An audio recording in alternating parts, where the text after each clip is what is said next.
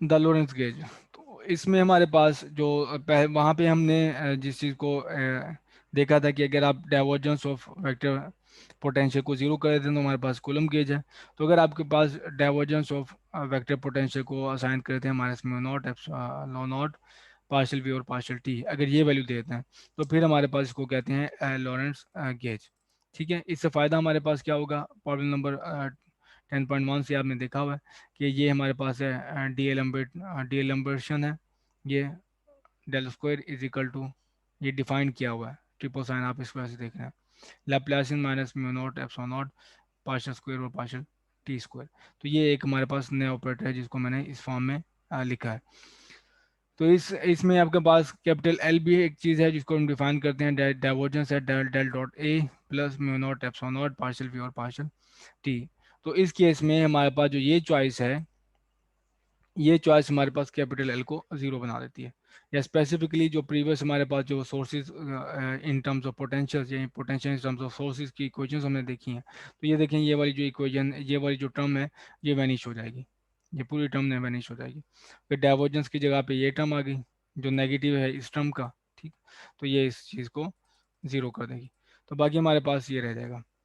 तो आपने देखा है कि चॉइस ऑफ फ्रीडम की हमने ऐसी सिलेक्ट की हैं जिससे हमारे पास कैलकुलेशन सिंपल हो गई। प्रीवियस हमारी चॉइस से जो चीज़ सिंपल हो गई थी कैलकुलेट करना, वो हो गया था स्केलर पोटेंशियल, लेकिन डिफिकल्ट स्टिल हमारे पास वेक्टर पोटेंशियल में रही थी।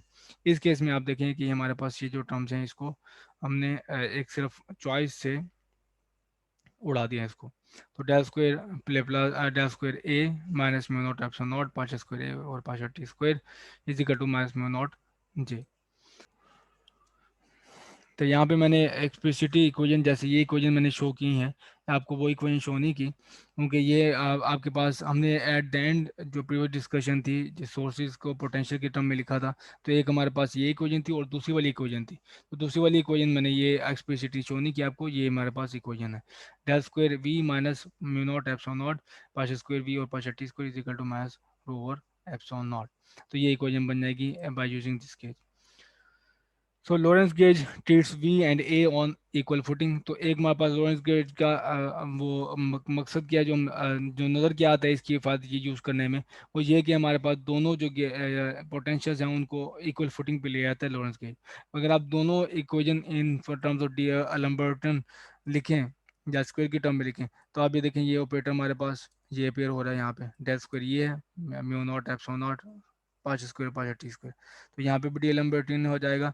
और ये जो ये इक्वेशन है इसमें भी हमारे पास ये देखिए नजर आ रहा है del square minus mu naught epsilon naught partial square partial T square. तो ये जो है लोरेंस के ट्रांसफॉर्मेशन में गेज में आपको ये नज़र आता है कि दोनों इक्वेशन आपको सेम दिखाई देते हैं दोनों इक्वल फुटिंग में।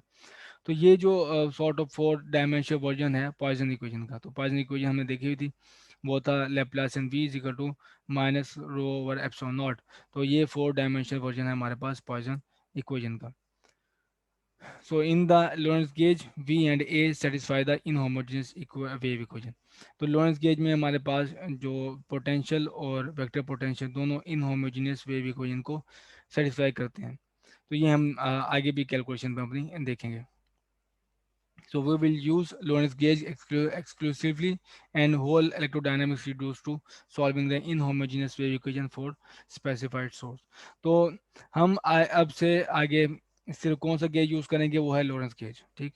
तो लॉरेंस गेज यूज़ करने से हमें फ़ायदा ये होगा कि पूरी की पूरी जो इलेक्ट्रोडायनामिक्स है वो प्रॉब्लम ट्रांस वो जो वो सिर्फ हम देखेंगे कि हम सिर्फ सॉल्व क्या करें inhomogeneous wave equation source for specified source. तो आप सोर्स मुझे आप सोर्स देंगे, उस सोर्स के लिए मैंने इनहोमोजेनियस वेव इक्वेशन सॉल्व करनी है। तो ये पूरी इलेक्ट्रोडायनामिक्स की प्रॉब्लम हो गई कि आप सपोज सोर्स स्पेसिफाई करें, उस सोर्स के लिए मैंने इनहोमोजेनियस वेव इक्वेशन को सॉल्व करना है। तो दो टाइप के गेजेस से, एक था कॉलम गेज, उसमें हमने डाइवर्जेंस ले ली वेक्टर पोटेंशियल की जीरो, तो वो लॉरेंस गेज बन गया।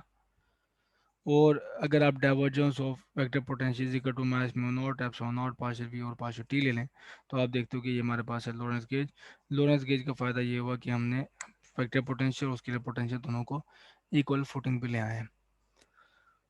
तो पूरी प्रॉब्लम हमारे पास क्या है, वो है solving the inhomogeneous wave equation for specified source.